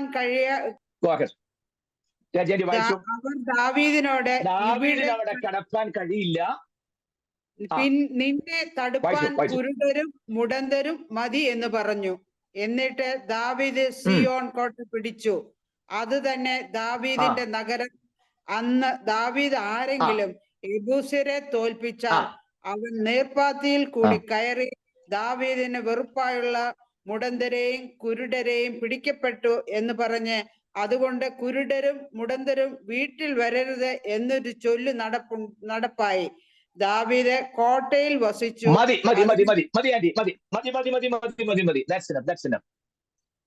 ദാവീദ് സിയോൻ കോട്ട പിടിക്കാൻ പോകുമ്പോൾ, യെബൂസ്യർക്ക് നേരെ ചെല്ലുമ്പോൾ ദാവീദിനെ കളിയാക്കി പറഞ്ഞു, നീ അവിടെ കടക്കുകയില്ല, ജയിക്കുകയില്ല, പിടിക്കുകയില്ല. നിന്നെ തടയാൻ കുരുടരും മുടന്തരും മതി. കേട്ടോ, കുരുടരും മുടന്തരും ഉണ്ടെങ്കിൽ നിന്നെ തോൽപ്പിക്കാൻ പറ്റും. എന്നിട്ടും ദാവീദ് സിയോൻ കോട്ട പിടിച്ചു. അത് തന്നെ ദാവീദിന്റെ നഗരം. അന്ന് ദാവീദ് ഒരു ഓർഡർ ഇട്ടു. എന്താ? ആരെങ്കിലും യെബൂസ്യരെ തോൽപ്പിച്ചാൽ അവൻ നീർപ്പാത്തിലൂടെ കയറി ദാവീദിന് വെറുപ്പായുള്ള, പദം വിട്ടുകളയരുത്, ദാവീദിന് വെറുപ്പായുള്ള മുടന്തരെയും കുരുടരെയും പിടിക്കട്ടെ എന്ന് പറഞ്ഞു. അതുകൊണ്ട് കുരുടരും മുടന്തരും വീട്ടിൽ വരരുത് എന്നൊരു ചൊല്ല് തന്നെ നടപ്പായി. മതി, നീ എന്നെ ശ്രദ്ധിക്കണേ. അപ്പോൾ ദാവീദ് സിയോൻ കോട്ട പിടിക്കാൻ പോയപ്പോൾ കളിയാക്കി പറഞ്ഞതാണ് ദാവീദിനെ തടയാൻ കുരുടരും മുടന്തരും മതിയെന്ന്. അടുത്ത വാക്ക് ശ്രദ്ധിക്കണം. അന്നു മുതൽ ദാവീദിന് വെറുപ്പായുള്ള കുരുടരും മുടന്തരും വീട്ടിൽ പോലും വരരുത് എന്ന ഓർഡറാണ് ദാവീദ് ഇട്ടത്. അത്രയും ബോധ്യമായോ? അപ്പൊ ദാവീദിന്റെ ഓർഡർ അനുസരിച്ച് കുരുടർക്കോ മുടന്തർക്കോ യെരുശലേമിൽ കയറാൻ നോക്കിയല്ല. സംഗതി പിടികിട്ടിയോ? യെരിഹോ പട്ടണം കഴിഞ്ഞ് താഴേക്ക് കർത്താവ് വരുമ്പോൾ യെരുശലേം നഗരം ലക്ഷ്യമാക്കിയുള്ള വരവല്ലേ. അങ്ങോട്ട് പോയി കഴിഞ്ഞ് യെരുശലേമിലേക്ക് ആർക്ക് കയറാൻ നോക്കിയല്ല. കുരുടന്മാർക്കോ മുടന്തർക്കോ കയറാൻ ഒക്കത്തില്ല. ഇവൻ അവിടെ നിന്ന് ഒറ്റ വിളി വിളിച്ചു, ദാവീദ് പുത്ര എന്നോട് കരുണയുണ്ടാകണമേ. ആ വിളി കറക്റ്റ് ആയിരുന്നു. എന്ന് പറഞ്ഞാൽ അങ്ങയുടെ അപ്പനായ ദാവീദ് ഇട്ട ഓർഡർ അനുസരിച്ച് കുരുടനായി എനിക്ക് യെരുശലേമിലേക്ക് കയറാനുള്ള പെർമിഷൻ ഇല്ല, എന്നോട് കരുണ കാണിക്കണമേ. കണ്ട, ആ വിളി അത്ര കറക്റ്റ് ആയിരുന്നു. സ്തോത്രം. വിളിക്കുകയാണെങ്കിൽ ഇങ്ങനെ വിളിക്കണം. കണ്ടോ, വിളി വളരെ ഷാർപ്പാണ്. നാം വിളിച്ച ദാവീദ് പുത്ര എന്നോട് കരുണ ഉണ്ടാകണമേ. ആ ഒരൊറ്റ വിളിയിൽ കർത്താവ് നിന്നു. എന്ന് പറഞ്ഞാൽ അങ്ങയുടെ അപ്പൻ ഉണ്ടാക്കി വെച്ച നിയമത്തിന് എന്തെങ്കിലും ഒരു ഇളക്കം സംഭവിക്കാൻ, ഒന്ന് ഇളക്കാനായിട്ടൊരു മാറ്റം വരുത്താനോ കഴിയുന്നെങ്കിൽ അത് അപ്പന്റെ മകനായ അങ്ങേ കൊണ്ടേ പറ്റൂ, ഞങ്ങളോട് കരുണ കാണിക്കണമെന്ന് പറഞ്ഞു. കർത്താവ് അടുത്തൊന്ന് ചോദിച്ചു, ഞാൻ നിനക്ക് എന്ത് ചെയ്തു തരണം? വേറെ ഒന്നും ചെയ്തു തരണം, എനിക്ക് കാഴ്ചപ്പാട്. ഞാനൊരു കുരുടന്. അപ്പനായ ദാവീദിന്റെ ഓർഡർ അനുസരിച്ച് ഞങ്ങൾക്ക് അങ്ങോട്ട് അടുത്തു വരാൻ ഒക്കത്തില്ല. ഈ നഗരത്തിൽ അപ്പന് വെറുപ്പാണ് ഞങ്ങൾ, വെറുക്കപ്പെട്ട കൂട്ടരാണ് ഞങ്ങൾ. കുരുടന്മാർക്ക് അങ്ങോട്ട് വരാൻ ഒക്കത്തില്ല. ഞങ്ങളോട് ദീർഘക്ഷമ കാണിക്കണമേ, ദയ കാണിക്കണമേ. അപ്പനിട്ട കൽപ്പനയ്ക്ക് ഒരു അയവ് വരുത്താൻ അങ്ങേ കൊണ്ടേ പറ്റൂ. ഹാവ് മേഴ്സി ഓൺ മീ, കരുണ കാണിക്കണമേ എന്നുള്ള പ്രാർത്ഥനയാണ്. ക്ഷണത്തിൽ കർത്താവ് അവനെ സൗഖ്യം. കണ്ടോ, ഞാൻ മുമ്പേ പറഞ്ഞ പോലെ. എന്നിട്ട് അതിന്റെ ഫോട്ടോ എടുത്ത് ഫേസ്ബുക്കിൽ ഇടുകയോ വാട്സാപ്പിൽ ഗ്രൂപ്പിനകത്ത് പ്രത്യേകമായി ഷെയർ ചെയ്യോ ഒന്നും ചെയ്തില്ല. സ്തോത്രം. മഹത്വമെല്ലാം പിതാവിന് മാത്രം അർപ്പിച്ചുകൊണ്ടായിരുന്നു കർത്താവിന്റെ ശുശ്രൂഷ. ഞാൻ എന്റെ സഭയെ പണിയും, പാതാള ഗോപുരങ്ങൾ അതിനെ ജയിക്കയില്ല. അത്രയും പറഞ്ഞ് ഞാൻ ആ ഭാഗം വിടുന്നു. ഇവിടെ നോക്കണേ, നമ്മൾ മർക്കോസിന്റെ സുവിശേഷത്തിലേക്ക് ഒന്ന് പ്രവേശിക്കുക. നിങ്ങൾ ആ കോണ്ടസ്റ്റിലൂടെ ഒന്ന് കൊണ്ടുവന്നിട്ട് വേണം എനിക്ക് അങ്ങോട്ടൊന്ന് കയറാൻ. ആര് വേണ്ടിട്ട് സുവിശേഷം. ഇനി ഞാൻ ഇതിന്റെ ഒറ്റ ഭാഗം ഒരു 10 മിനിറ്റ് ഉണ്ടല്ലോ, വേഗം ഞാൻ പറയാം. അതിപ്രധാനമായ കാര്യം, കാരണം എന്നിട്ട് നമുക്ക് അടുത്ത ഭാഗത്തേക്ക് പോകണം എന്നുള്ളത് കൊണ്ടാണ്. ഈ മർക്കോസ് ഈ സുവിശേഷം എഴുതാനുള്ള കാരണം ഞാൻ പറയണേ. അഥവാ എഴുതിയ സർക്കംസ്റ്റാൻസ് കാരണമല്ല, എഴുതിയ സാഹചര്യം. കാരണത്തെക്കാൾ ഉപരി എഴുതുന്ന സാഹചര്യം ഞാൻ നിങ്ങളെ ഒന്ന് പറഞ്ഞു കേൾപ്പിക്കാൻ ആഗ്രഹിക്കുക. നോക്കുക, സഭ വളർന്ന് മുന്നോട്ട് പോകുമ്പോൾ ആ ആദ്യ കാലത്ത് അപ്പോസ്തലന്മാർ ശുശ്രൂഷ ആരംഭിച്ച ആദ്യ കാലത്തുള്ള ദൈവസഭകൾക്കുണ്ടായ പീഡ ഭയങ്കരമായിരുന്നു. നിങ്ങൾക്കറിയാമല്ലോ, പൗലോസിനെ പോലുള്ള ആൾക്കാരൊക്കെ അല്ലേ അന്ന് 1-ാം നൂറ്റാണ്ടിൽ ഇറങ്ങിയത്. സഭയെ മുഴുവനും മുടിച്ച് നശിപ്പിക്കണമെന്ന അധികാരപത്രം വാങ്ങിപ്പോയ കൂട്ടത്തിലുള്ള ഒരാളായിരുന്നു ആര്? പൗലോസ്. ആ ഒറ്റ രംഗം മതി 1-ാം നൂറ്റാണ്ടിലെ ആദിമ സഭ അനുഭവിച്ച പീഡയുടെ സീരിയസ്നെസ് അറിയാൻ. അതുകൊണ്ടല്ലേ ഒറ്റ പ്രസംഗം പ്രസംഗിക്കാനേ സ്തേഫാനോസിന് ഒത്തുള്ളൂ. എറിഞ്ഞു കൊല്ലുക. എറിഞ്ഞു കൊല്ലുന്ന സ്ഥാനം നോക്കി ഒറ്റ ഏറെറിഞ്ഞു കൊല്ലുക എന്നല്ല, ചുറ്റും ആള് നിന്ന് എറിഞ്ഞ ഒരു കൽക്കൂനെ അങ്ങ് കൂട്ടുക. ഹിപ്പ്. മനസ്സിലായോ? അല്ലാതെ ഒരു ഏറ് കൊണ്ടത് സ്ഥാനത്തായിരുന്നു, അന്നേരം തന്നെ ആള് തീർന്നു, അങ്ങനെ ഇട്ടു പോവുകയല്ല. എറിഞ്ഞെറിഞ്ഞ ആ കല്ലങ്ങ് കൂട്ടുക, ഒരു കൂപ്പാരവുമായി കൂട്ടുക. കണ്ടോ, ഒറ്റ പ്രസംഗം പ്രസംഗിക്കാനേ സ്തേഫാനോസിന് ഒത്തുള്ളൂ. അത് ഒരു കണക്ക് നല്ലതാ. 10,000 പ്രസംഗം പ്രസംഗിച്ച് നരകത്തിൽ പോകുന്നതിനൊക്കെ നല്ലത് ഒറ്റ പ്രസംഗം നടത്തി സ്വർഗത്തിലോട്ട് പോകുന്നു. ശരിയല്ലേ അത്? ആ കാര്യത്തിൽ നമ്മൾ സ്തേഫാനോസിനെ അംഗീകരിക്കണം. ഒറ്റ പ്രസംഗ പ്രശ്നം തീർച്ചയായിട്ടുള്ള പ്രസംഗമായി. ഏറുകൊണ്ട് ചത്തു. പക്ഷെ ഒരു കാര്യം, സ്വീകരിക്കാൻ പുത്രൻ ഉൾപ്പെടെ സ്വർഗത്തിൽ എഴുന്നേറ്റ് നിൽക്കുക. സ്തോത്രം. നമ്മളാണെ കർത്താവേ, ഞാൻ നിൽക്കുന്ന സാഹചര്യം അങ്ങ് അറിയുന്നല്ലോ. നിരവധി കല്ലുകൾ എനിക്ക് മുമ്പാകെ എഴുന്നേറ്റ് കഴിയും. ഏതു നിമിഷം എനിക്ക് നേരെ ആക്രമണം ഉണ്ടാകാം. സ്വർഗദൂതന്മാർ കാവലിറങ്ങട്ടെ. ഉറച്ച കല്ലുപോലും ദേഹത്ത് പതിക്കാതെ വണ്ണം മിസ്രൈമിനെ അന്ധത പിടിപ്പിച്ച കർത്താവേ, ഈ കല്ലുമായി നിൽക്കുന്നവരുടെ കണ്ണിനെ അന്ധത പിടിപ്പിച്ച് കിഴക്കോട്ടെറിയേണ്ട കല്ല് പടിഞ്ഞാറ് പോട്ടെ എന്ന് പറഞ്ഞ് നമ്മൾ അവിടെ കണ്ടൊരു പ്രകടനമൊക്കെ നടത്തി. നമുക്കതേ പറ്റുള്ളൂ. സ്തോത്രം. ഞാൻ എപ്പോഴും പറയും, നമ്മളെല്ലാം പോർക്കളത്തിലാണ് പറച്ചില്. ശകലം പോലും മുറി വെക്കാൻ നമുക്ക് പറ്റുകയില്ല. സ്തോത്രം. പിന്നെ പാട്ടൊക്കെ പാടുമ്പോ പോർക്കളത്തിൽ ഞാൻ പൊരുതുക ധീരത എന്നൊക്കെ പാടും. അത് മര്യാദയ്ക്ക് പാടുകയല്ലോ. ഞാൻ കഴിഞ്ഞ ദിവസം കേട്ടു, എനിക്കങ്ങ് ചിരിയും വന്ന് സങ്കടവും തോന്നി. ഇപ്പൊ പാട്ടൊക്കെ പാടുമ്പോ അക്ഷരമൊന്നും കൈ നിൽക്കുകയല്ല. ശ്രദ്ധിച്ചിട്ടുണ്ടോ? സ്റ്റൈല് കൂടിയിട്ട് അങ്ങനെയൊക്കെയല്ലേ പാടുള്ളൂ, അല്ലേ? യേശുവേ. അയ്യോ, എനിക്കതൊക്കെ കാണുമ്പോ എന്റെ സാർവ നിയന്ത്രണവും പോകും. അങ്ങനെ ഒരുത്തം പാടിയതാ, പോർക്കളത്തിൽ നിന്ന് പാടിയതാ. പോർക്കളത്തിൽ നിന്ന് 4 കളത്തിൽ. സ്തോത്രം. സ്റ്റൈല് കൂടിയപ്പം ഉച്ചാരണത്തിന് വന്ന ഗുണമാ. പോർക്കളത്തിൽ നാം പൊരുതുക ധീരരായി.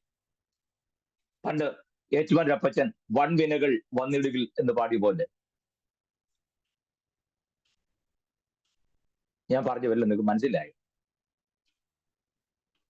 സ്തോത്രം. ആദിമ സഭയ്ക്കുണ്ടായ പീഡ അവർണ്ണനീയമായിരുന്നു. സ്തേഫാനസ് ഏറുകൊണ്ട് അങ്ങ് പോകാൻ തീരുമാനിച്ചെന്നേ. അല്ല, കല്ലിനെ ശാസിക്കാന്ന് സ്തേഫാനസ് നിന്നില്ല. സ്തോത്രം. ഈ വന്ന് നമ്മുടെ ട്രെൻഡ് വേറൊന്നായതുകൊണ്ടുണ്ടല്ലോ, പുസ്തകത്തിലേക്ക് വരിക എന്നുള്ളത് വലിയ പാടാണ്. ഇവിടെ നോക്കിയ സഭ കൊടിയ പീഡയിലൂടെ പോവുക. കൊടിയ പീഡ, പറഞ്ഞറിയിക്കാൻ വയ്യാത്ത പീഡയിലൂടെ പോവുകയും ആ ആദിമ വിശ്വാസികളിൽ നല്ലൊരു ശതമാനവും കൊല്ലപ്പെടുകയും ചെയ്യും. നിങ്ങൾ കോണ്ടസ്റ്റ് മറക്കരുത്. മർക്കോസ് സുവിശേഷം എഴുതാൻ പോകുന്ന സിറ്റുവേഷൻ ഞാൻ ഈ പറയുന്നത്. നിങ്ങൾ എന്റെ കൂടെ വരണം. അപ്പോൾ ആദിമ സഭ അതികഠിനമായ പീഡയിലൂടെ പോവുക.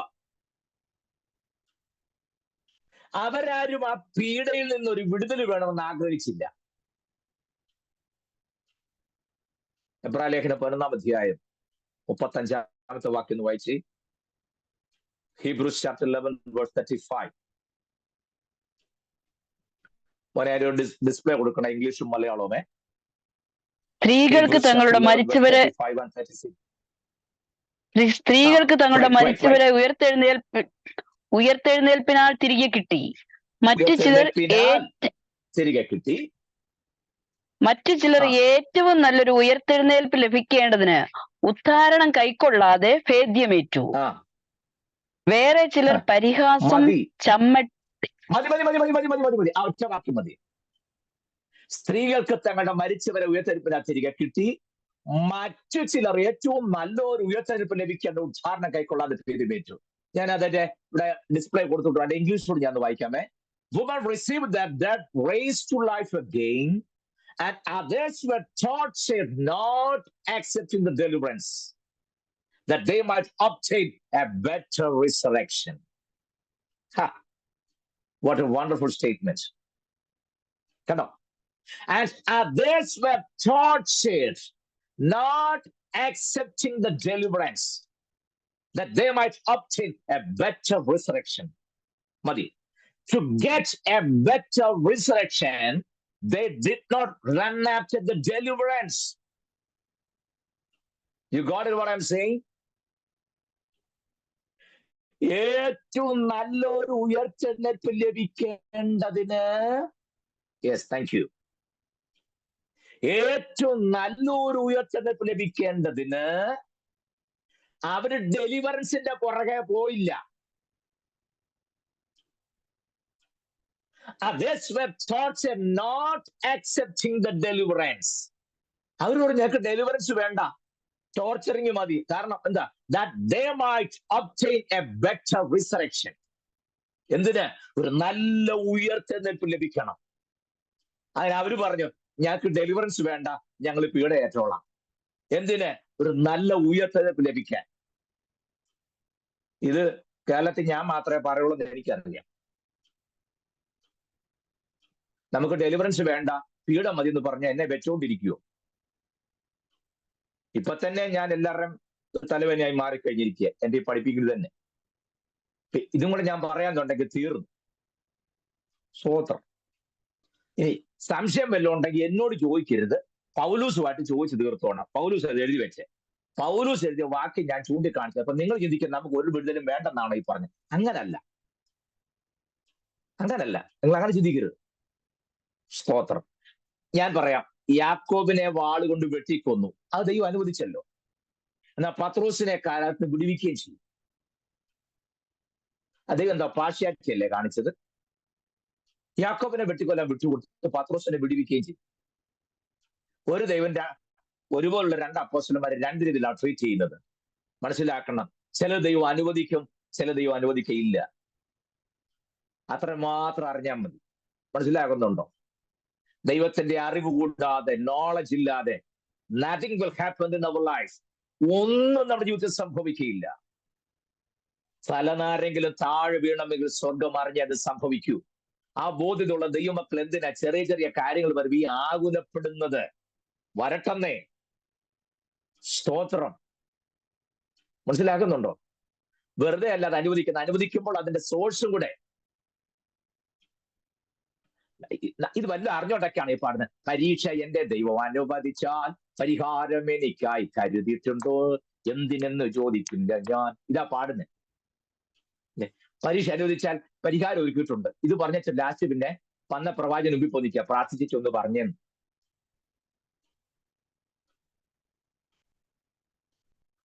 നിങ്ങളെല്ലാം ലീവ് ചെയ്യുമെന്ന് അറിയാൻ വേണ്ടി ഞാൻ ഒരു സെക്കൻഡ് നിർത്തിയേ. നിങ്ങൾ ഇപ്പൊ തന്നെ തീരുമാനിച്ചതാണ് ഇങ്ങനെയാണ് മുമ്പോട്ട് ക്ലാസ്സുമായിട്ട് പോകണമെന്ന്. സ്തോത്രം. ഞാൻ ഏതായാലും മുമ്പോട്ടുള്ള ക്ലാസ് അയച്ചു വിടാൻ താല്പര്യപ്പെടുന്നതിൽ ഒന്നുകൂടെ ടൈറ്റ് ചെയ്യുന്നതേ ഉള്ളൂ. സ്തോത്രം. ഒരാളെങ്കിലും അങ്ങ് നിത്യത കൊണ്ടുചെല്ലാൻ പറ്റിയാൽ അത് മതിയെന്നേ. സ്തോത്രം. നിങ്ങളെല്ലാം അല്ലാതെ പോകുന്നവരാണെന്ന അർത്ഥത്തിലല്ല ഞാൻ പറഞ്ഞത്. ഇവിടുത്തെ ആ ചിന്ത കണ്ടോ? ദൈവം പണിയുന്ന, കർത്താവ് പണിയുന്ന സഭയുടെ സ്ട്രക്ചർ ഞാൻ പറയുകയാണ്. ആദിമസഭയിൽ ഉണ്ടായ പീഡ അവർണ്ണനീയമായി സമയം മുന്നോട്ട് നീങ്ങി. അപ്പൊ അവിടെ എന്ത് സംഭവിച്ചെന്നറിയാമോ? രണ്ട് കാര്യങ്ങളുണ്ട്, അത് പറഞ്ഞ് ഞാൻ അവസാനിപ്പിക്കാം. ആദിമസഭയിലെ അടിയുറച്ച് നിലകൊണ്ട വിശ്വാസികളിൽ നല്ലൊരു പങ്കും കൂല ചെയ്യപ്പെട്ടു, കൊല്ലപ്പെടുകയായിരുന്നു. അപ്പോഴേക്കും ചിതറിപ്പോയ ആളുകൾ ചെല്ലോടത്തെല്ലാം സുവിശേഷം പ്രസംഗിക്കുക. അപ്പോൾ വിജാതിരായ ആളുകൾ എന്ത് ചെയ്യുന്നു? രക്ഷിക്കപ്പെട്ട് മുന്നോട്ട് വരുമ്പോൾ ആദ്യ വിശ്വാസ സമൂഹത്തിന്റെ എണ്ണം കുറയുന്നു. ഞാൻ പറഞ്ഞു ശ്രദ്ധിക്കണേ. Do we need to pray for the deliverance?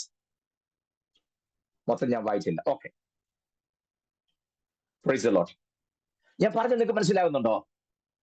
ആദിമ വിശ്വാസികൾ എന്ന് പറഞ്ഞാൽ കർത്താവിനോട് കൂടെ നടന്ന, കർത്താവ് സംസാരിച്ച് നേരിട്ട് കേട്ട, കർത്താവിന്റെ ശുശ്രൂഷയ്ക്ക് സാക്ഷ്യം വഹിച്ച, കർത്താവുമായി ചേർന്ന് കൂട്ടായ്മ അനുഭവിച്ച, അല്ലെങ്കിൽ അപ്പോസ്തലന്മാരെ നേരിട്ട് കണ്ട, അവരുടെ ശുശ്രൂഷ നേരിട്ട് അനുഭവിച്ച, വിശ്വാസത്തിൽ ഉറച്ചു നിൽക്കുന്ന, കർത്താവിന്റെ ഉപദേശങ്ങൾ നേരിട്ട് കൈക്കൊണ്ട ആദിമ വിശ്വാസികളുടെ നല്ലൊരു പങ്കും കൊടിയ പീഡയാൽ കൊല്ലപ്പെട്ടു.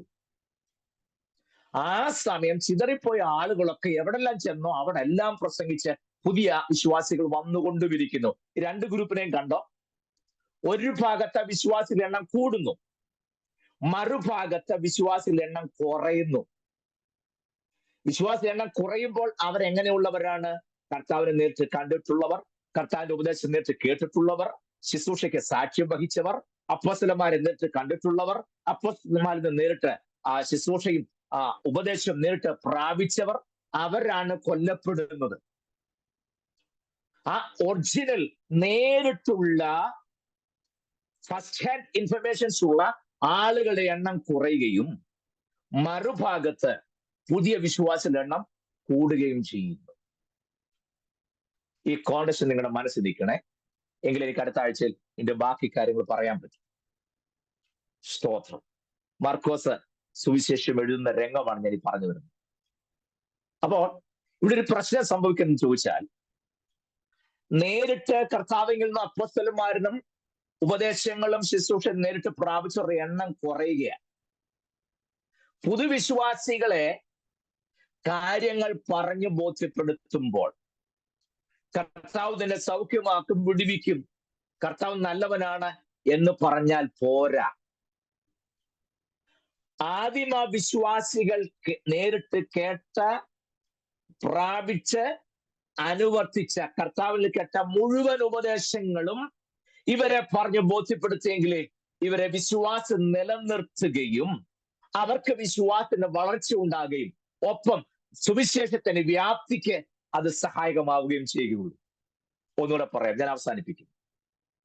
ഇവിടുത്തെ ഒരു വലിയ പ്രശ്നം എന്ന് ചോദിച്ചാൽ, പുതുതായിട്ട് വന്ന വിശ്വാസികളെ കർത്താവ് സൗഖ്യം നൽകുന്നവനാണ്, വിടുവിക്കുന്നവനാണ്, നിനക്ക് സകലത്തിനും മതിയവനെന്ന് മാത്രം പറഞ്ഞാൽ പോരാ. ആദിമ വിശ്വാസികൾ കേട്ട, അനുഭവിച്ചറിഞ്ഞ, പ്രാപിച്ച മുഴുവൻ ഉപദേശവും അതേപടി പകർന്നെങ്കിലേ പുതിയ വിശ്വാസികളെ വചനത്തിൽ നിലനിർത്തുകയും സ്പിരിച്വലി അവർക്ക് വർധനവുണ്ടാകുകയും ആത്മിക പക്വത ഉണ്ടാവുകയും അവർ സുവിശേഷത്തിന്റെ വ്യാപ്തിക്ക് പ്രയോജനപ്പെടുകയും ചെയ്യുകയുള്ളൂ. ഞാൻ അത് അടുത്ത ആഴ്ച ഒന്നുകൂടെ വിശദീകരിക്കും. സ്തോത്രം. അങ്ങനെ അവർക്കത് പറഞ്ഞു കൊടുക്കണമെങ്കിൽ ആ കാര്യങ്ങൾ മുഴുവനും അറിയാവുന്നവർ ഉണ്ടായെങ്കിലല്ലേ പറ്റൂ. അങ്ങനെയുള്ളവരുണ്ടെങ്കിലേ പറ്റൂ. എന്നാൽ അവരുടെ എണ്ണം കുറഞ്ഞു വരിക. കാര്യങ്ങൾ വ്യക്തമായി കൃത്യമായിട്ട് അറിയാവുന്ന ആൾക്കാരെല്ലാം കൊല്ലപ്പെട്ടുകൊണ്ടിരിക്കുന്നു. മറുഭാഗത്ത് ധാരാളം വിശ്വാസികൾ വന്നുകൊണ്ടിരിക്കുന്നു. ഇന്നത്തെ പോലെ പുസ്തകമില്ലല്ലോ അന്ന്. അപ്പോൾ കർത്താവിൽ നിന്ന് നേരിട്ട് കേട്ട, അനുഭവിച്ച, പ്രാപിച്ച ആ ടീച്ചിങ്സ് നേരിട്ട് കേട്ട അപ്പോസ്തലന്മാരും അവരോട് ചേർന്നുള്ള ആളുകളുടെ എണ്ണം കുറഞ്ഞുകൊണ്ടിരിക്കുക. അവർ കൊല്ലപ്പെട്ടുകൊണ്ടിരിക്കുന്നു. അപ്പോൾ ഇവരെ കാര്യങ്ങൾ പറഞ്ഞ് ബോധ്യപ്പെടുത്തണമെന്നുണ്ടെങ്കിൽ, അവരെ ഉറപ്പിക്കണമെന്നുണ്ടെങ്കിൽ, കർത്താവ് നല്ലവരാണെന്ന് മാത്രം പറയാതെ അവരെ വചനാധിഷ്ഠിതമായി പണിതെടുക്കണമെന്നുണ്ടെങ്കിൽ അത് നന്നായിട്ട് അറിയാവുന്ന ആൾക്കാരുണ്ടായെങ്കിലേ പറ്റൂ. അവരുടെ എണ്ണം കുറഞ്ഞുകൊണ്ടിരിക്കുന്നു, അവരാണ് കൊല്ലപ്പെട്ടുകൊണ്ടിരിക്കുന്നത്. സ്തോത്രം. പ്രിയരെ, ആദിമസഭ നേരിട്ട പീഡ എന്നൊക്കെ പറഞ്ഞാൽ നമ്മൾ ഉദ്ദേശിക്കുന്നുള്ള പീഡയൊന്നുമല്ല. കൊല്ലുന്ന രീതി അതിനേക്കാൾ ഭയാനകം, വർണ്ണിക്കാൻ പറ്റില്ല. അപ്പനും അമ്മയും മുലകുടിക്കുന്ന കുഞ്ഞുങ്ങളുമായിട്ട് നിൽക്കുമ്പോൾ കുഞ്ഞുങ്ങളെ കയ്യിൽ പിടിച്ചെടുത്തിട്ട് ആഴ്ചകളോളം പട്ടിണിക്കിട്ട സിംഹത്തിന്റെയും പുലിയുടെയും കടുവയുടെ ഒക്കെ കൂടിന്റെ മുമ്പിൽ ചെന്നിട്ട് യേശുവിനെ തള്ളി പറയുമോ? ഇല്ലെങ്കിൽ ഇതിനെ ഇപ്പൊ ഇട്ടു കൊടുക്കുമെന്ന് പറയും. ഇല്ല, തള്ളി പറയില്ല എന്ന് പറയുമ്പോൾ ആ കുഞ്ഞുങ്ങളെ, മുല കുടിച്ചിടുന്ന കുഞ്ഞിനെ നെഞ്ചിന്ന് പറിച്ചെടുത്ത് കൂട്ടിലേക്ക് എറിഞ്ഞു കൊടുക്കുക. സ്തോത്രം. പീഡ വല്ലോണ്ടെന്ന് ആലോചിച്ച് നോക്കി. നമ്മൾ പറയും ഭയങ്കര പോരാട്ടം. സഭായത്തിന് 9:15 വണ്ടിക്ക് പോകേണ്ടതായിരുന്നു. ചെന്നപ്പോഴത്തേക്കിന്റെ ബസ് പോയി. അവിടെ പറയും എന്തോ ഒരു പോരാട്ടമാണ്. അതെ, ബസ് നേരത്തെ പോയതല്ല, 9:10 ബസിന്റെ ടൈം. മനസ്സിലായോ? ഓരോ സ്റ്റോപ്പിലും ആളെടുത്ത് വരുമ്പോൾ നമ്മൾ അവിടെ വരുമ്പോൾ 9:15 ആകുന്നുള്ളതേ ഉണ്ടായിരുന്നുള്ളൂ. ഇന്നത് കറക്റ്റ് സമയത്തിന് പോയി, അത്രേ ഉള്ളൂ. സഭായം കൂടാണെന്ന് അറിഞ്ഞിട്ട് അല്പം നേരത്തെ ഇറങ്ങണമായിരുന്നു. നമ്മൾ പറയും ഭയങ്കര പോരാട്ടം. അവിടെ ഇവിടെ നോക്കി മെട്രോയിൽ പോയി കഴിയുമ്പോൾ നമ്മൾ പറയും എന്തോ ഒരു കഷ്ടമായി, എവിടെ ചെന്നാലും തടസ്സം. ഇതൊക്കെയാണ് നമ്മുടെ ഒരു പോരാട്ടം, അല്ലേ? 1-ാം നൂറ്റാണ്ട് സഭ അനുഭവിച്ച പോരാട്ടം എന്താണെന്ന് നിങ്ങൾ പഠിച്ചു നോക്കണം. ദൈവം വെച്ച് നമുക്ക് ആ ഭാഗത്തോടൊക്കെ വരാം. എബ്രായ ലേഖനക്കാരൻ 1-ാം നൂറ്റാണ്ടിൽ അല്ലെങ്കിൽ അതിന് തൊട്ടു മുമ്പുള്ള കാര്യങ്ങൾ വിവരിക്കുന്നു. ഇന്റർ ടെസ്റ്റമെന്റ് പീരിയഡിലെ കാര്യങ്ങളൊക്കെ വല്ല നിർവഹണങ്ങളൊക്കെ അറിയാതില്ല. കാരണം അത് താങ്ങാനുള്ള മാനസിക ശേഷി മനസാക്ഷിയുള്ളവർക്ക് പറ്റിക്കില്ല. അത്ര അതിക്രൂരമായ നിലയിൽ അറിയാമോ? ക്രിസ്തു ശിഷ്യന്മാർ കൊല്ലപ്പെട്ടതൊക്കെ നമ്മൾ ചിന്തിക്കുന്ന അപ്പുറത്താ. ഉയരമുള്ള വൃക്ഷങ്ങൾ രണ്ട് ഭാഗത്തു നിന്നും കയറിട്ട് വലിച്ചടിപ്പിച്ച് ഇങ്ങനെ വളച്ചു നിർത്തും. എന്നിട്ട് കുച്ചിയടിച്ച് കയറിട്ട് നിർത്തിയിരിക്കുക. ഭക്തന്മാരെ കൊണ്ടുവന്നിട്ട് രണ്ടു ഭാഗത്തും തടിഞ്ഞ് ഈ മരം വലിച്ചു നിർത്തിയിരിക്കുകയല്ലേ. എന്നിട്ട് ഭക്തന്മാരെ കൊണ്ടുവന്ന് അവിടെ കിടത്തും. ഒരു കാല് ഈ വൃക്ഷത്തിന്റെ തലക്കിലും മറ്റേ കാല് മറ്റേ വൃക്ഷത്തിന്റെ തലക്കിലും കെട്ടിയതിനു ശേഷം രണ്ട് ഭാഗത്തു നിന്ന് ആളുകൾ വൺജൂത്തിരി പറഞ്ഞ ആ കയറ് ഒറ്റവെട്ട് കുറ്റിയിൽ നിന്നും ആ കയറ് വിട്ടുപോകുമ്പോൾ ശക്തിയായി ഈ വളഞ്ഞു നിൽക്കുന്ന മരങ്ങൾ ശക്തിയോടെ ഉയർന്നു പോകുമ്പോൾ ഭക്തന്മാർ വലിച്ചു കീറപ്പെട്ട് വൃക്ഷത്തിന്റെ അഗ്രത്ത് തൂങ്ങിക്കിടക്കുകയാണ്. മനസ്സിലാക്കുന്നുണ്ടോ? അവരാരും തളർന്നില്ല. പക്ഷെ അവരുടെ പ്രത്യാശ എന്തെന്നറിയാമോ? കഷ്ടതയേറെ സഹിച്ചവരും കല്ലേറടിയിടി കൊണ്ടു മരിച്ചവർ അന്നാൾ മശിഹായോടു വാഴുമ നാട്ടിൽ യേശു മഹോന്നതനെ മഹോന്നതനെ വേഗം കാണാം മൽപ്രേമ കാന്തനെ കാണാം. ഇടയ്ക്ക് ഈ പാട്ടൊക്കെ ഒന്ന് പാടണേ. ഈ എന്റെ വീട്ടിലെ ആഹാരം കുറയുന്നുള്ള പാട്ട് മാത്രം പാടാതെ. സ്തോത്രം. വീട്ടിൽ ആഹാരം കുറയിലത്തൊന്നാണല്ലോ ആശുപത്രിയിൽ ഇറങ്ങാൻ മേലാതെ കിടക്കുന്നത്.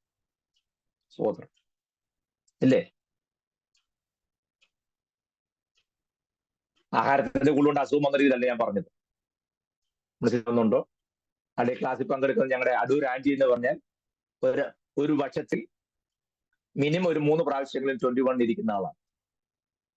ഞങ്ങളൊക്കെ വഴക്ക് പറയുള്ളൂ ആന്റി ആഹാരം കഴിക്കാൻ പറഞ്ഞു. സൂസൻ ആന്റി ഇതിനകത്തിരിപ്പുണ്ട് വീഡിയോക്കകത്തുണ്ട്. ഇന്നും താൻ രോഗിയാ. ഭക്ഷണം കഴിച്ചതിന് കൂടുതൽ കൊണ്ടല്ല, കഴിക്കില്ലെന്ന് പറഞ്ഞ് ഞങ്ങൾ വഴക്ക് പറയാറ്. അപ്പൊ ഞാൻ എല്ലാവരും അങ്ങനെ അടച്ചാക്ഷേപിച്ചൊന്നും പറഞ്ഞല്ല, അങ്ങനെ നിങ്ങൾ ചിന്തിക്കരുത്.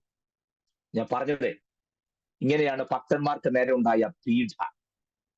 സ്തോത്രം. അതിന് നടുവിൽ നമ്മൾ ഈ നിസാര കാര്യമൊക്കെ പറഞ്ഞു പോരാട്ടം എന്നും പറഞ്ഞ് നമ്മുടെ ആത്മത്തിന്റെ ഗൗരവം നിങ്ങൾ കളയരുത്. എന്റെ വാക്കുകൾക്ക് വിരാമം കുറിക്കട്ടെ. സമയം ഒത്തിരി മുന്നോട്ട് നീങ്ങും. നിങ്ങൾ വളരെ ടൈം ഷെഡ്യൂൾ ചെയ്തിരിക്കുന്നവരായതുകൊണ്ട് ഞാൻ പക്ഷെ ഇതിന്റെ എന്താ പറയാ ഒന്നും അല്ലാത്ത ഭാഗത്താണ് ഞാൻ വന്നിരിക്കുന്നത്. എനിക്കിതൊന്നും ഒന്ന് കണക്ട് ചെയ്യണത്. പക്ഷെ സമയമില്ലാത്തത് കൊണ്ട് ഞാൻ ഇവിടെ ഇന്ന് അവസാനിപ്പിക്കുന്നു. നിശ്ചയമായും വെള്ളിയാഴ്ച ഞാൻ ഇന്ന് എവിടെ നിർത്തിയോ അവിടുന്ന് ബാക്കി കാര്യങ്ങൾ പറയാം. നിശ്ചയമായും നിങ്ങൾ ഈ സുവിശേഷം എഴുതിയ സാഹചര്യങ്ങളും സന്ദർഭവും അറിയാതെ കണ്ട് വേദപുസ്തകം വായിച്ച് വ്യാഖ്യാനിക്കുകയോ പ്രസംഗിക്കുകയോ ചെയ്യരുത്. അങ്ങനെ വന്നാലുണ്ടെന്ന കുഴപ്പം പരിശുദ്ധാത്മാവ് ഉദ്ദേശിക്കാത്തതായിരിക്കും ഞാൻ നിങ്ങളെ പറഞ്ഞു പിടിപ്പിക്കുന്നത്. അത്ര എന്നത് വരുന്ന കുഴപ്പമുള്ളൂ. അപ്പൊ അങ്ങനെ വരുമ്പോൾ ദൈവം എന്താണോ നമ്മളെക്കുറിച്ച് ഉദ്ദേശിക്കുന്നത്, അല്ലെങ്കിൽ നമ്മുടെ ശുശ്രൂഷ കൊണ്ട് ഉദ്ദേശിക്കുന്നത്, നമ്മുടെ ആത്മീയത കൊണ്ട് ഉദ്ദേശിക്കുന്നത് എന്താണോ ആ റിസൾട്ടിലേക്ക് നമ്മൾ വരണം. അതിനായി ഈ ദിവസങ്ങളിൽ കർത്താവ് നമ്മെ സഹായിക്കട്ടെ എന്ന് ഞാൻ ആത്മാർത്ഥമായി പ്രാർത്ഥിക്കുന്നു. ദൈവം നിങ്ങൾ എല്ലാവരെയും സമൃദ്ധമായിട്ട് അനുഗ്രഹിക്കട്ടെ. മർക്കോസിന്റെ സുവിശേഷം കഴിയുമെങ്കിൽ നിങ്ങൾ ഒന്ന് വായിക്കുന്ന നല്ലതായിരിക്കും. 16 അധ്യായമല്ലേ ഉള്ളൂ. വെള്ളിയാഴ്ചക്കുള്ളിൽ വായിച്ചു തീർക്കാൻ പറ്റും എന്നാണ് എന്റെ ചിന്ത. ഇല്ല എന്നുള്ള ഒടുവിലത്തെ 6 അധ്യായമെങ്കിലും വായിച്ചാൽ ഞാൻ അടുത്ത ആഴ്ച പറഞ്ഞ കാര്യങ്ങൾ കുറച്ച് ഈസി ആയിട്ട് അത് നിങ്ങളുടെ ഉള്ളിൽ ഗ്രഹിക്കാൻ സഹായമായി തീരും. മുഴുവൻ വായിച്ചാൽ അത്രയും നല്ലതില്ലെങ്കിൽ ഒടുവിലത്തെ 6 അധ്യായമെങ്കിലും ഒന്ന് മനസ്സിൽ ഒന്ന് വെച്ചാൽ സമയത്തിന്റെ ലഭ്യതയ്ക്കനുസരിച്ച് ഞങ്ങളെ കൊണ്ട് വായിപ്പിച്ചിട്ട് പിന്നെ അതെല്ലാം പറഞ്ഞില്ലോ എന്ന് എന്നോട് പറയരുത്. ഏതായാലും വായിക്കുക.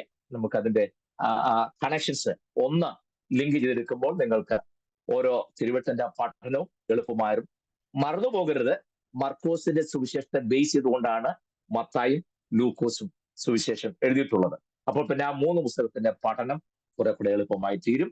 വരും ദിവസങ്ങളിൽ കൂടുതൽ കാര്യം ചിന്തിക്കുകയും പഠിക്കുകയും ചെയ്യാം. ദൈവം നമ്മെ സമൃദ്ധമായിട്ട് അനുഗ്രഹിക്കും.